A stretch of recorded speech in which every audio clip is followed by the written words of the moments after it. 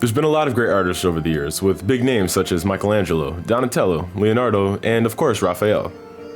But those were all karate pizza turtles, and I'm a human being that's lactose intolerant and can't do karate, so I feel a little left out here. So I decided to pick up the slack by making art with fences inside of my game about making Swedish furniture.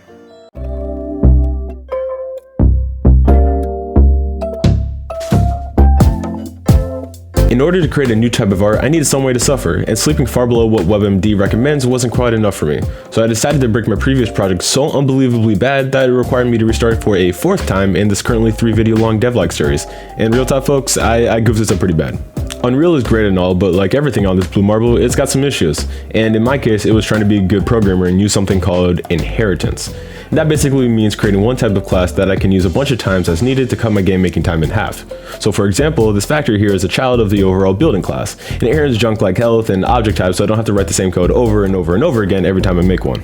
Unreal hates kids apparently and only likes a parent class, so every fence, factory, or whatever building I would make would just delete itself in every single possible way whenever I restarted the engine. And this is kind of a major hindrance on a game where half of it is building stuff. So I did what any rational person would do. I googled the problem for 5 minutes, ignored it until it got too bad, and then scrapped the whole thing. Fast forward to like 2,200 hours, and here we are.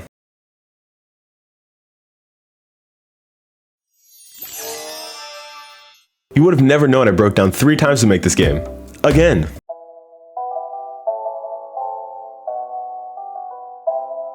To make art, you need some kind of medium, beyond the current one, the game maker one. We're getting real meta here. There was this random dude screaming about walls or something in 2016, and that seemed kind of controversial, so I decided to make fences instead.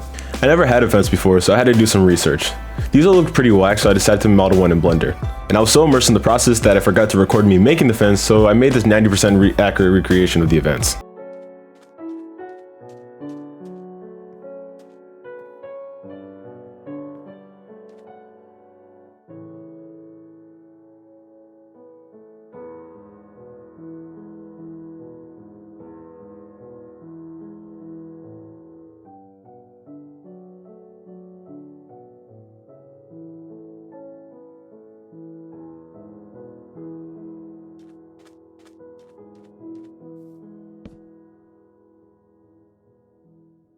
Alright, here we go. This is a pretty nice fence. Real sturdy like.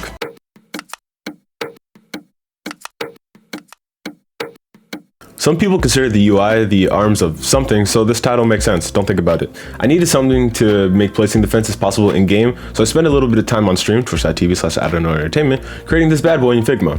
I don't want to brag or anything, but I'm kind of a professional, alright? Once that was done, I essentially copy and pasted this layout into a UMG blueprint and created some logic to make it pop up in game.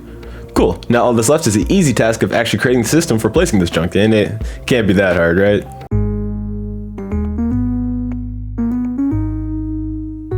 I really thought that since I had the whole inventory and crafting system done, this fence placing mechanism, also known as a build system in layman terms, would be easy. And that was so wrong. As my friend Hermes says, life can sometimes be like a bag of oranges.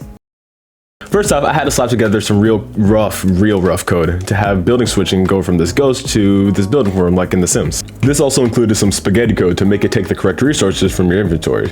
Once that was done, I made a bunch of flowcharts to figure out how I wanted the UI to work, and then I scrapped them so I could improv the whole thing for dramatic effect. I took a break somewhere around here too and forgot to comment my code, so this is extremely alien to me. Even while I'm recording this, I have no idea what any of this does, but it works, and that's all that matters. You can press a button to enter build mode, which shows you what you have access to and what you need, etc. You can use WASDs to navigate the whole thing, AD to select categories, WS for building types, and so on and so forth. Now we can place as much as we want, only limited by the amount of grinding we've done before, and since I'm the dev of this game, I've cranked up item drops to insane amounts so it can make my masterpiece.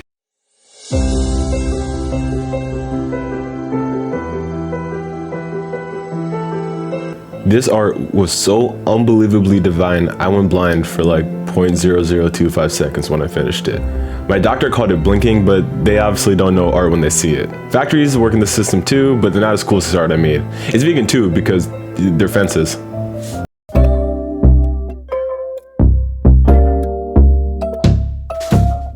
This took way longer than I thought it would, procrastination sessions included. But the building system was one of the biggest pillars of the game, so the rest should just fall into place, I think. This whole game dev thing is kind of a wild concept. I'm not sure what we'll tackle next, but I think I'm gonna put this game on the back burner despite what I said at the beginning of the series. I didn't expect this to take me more than maybe 3 months at max, but here we are, like 6 months in, so I kind of want to mess with other ideas I had. There's still gonna be content coming a little more frequently than I'm doing it now.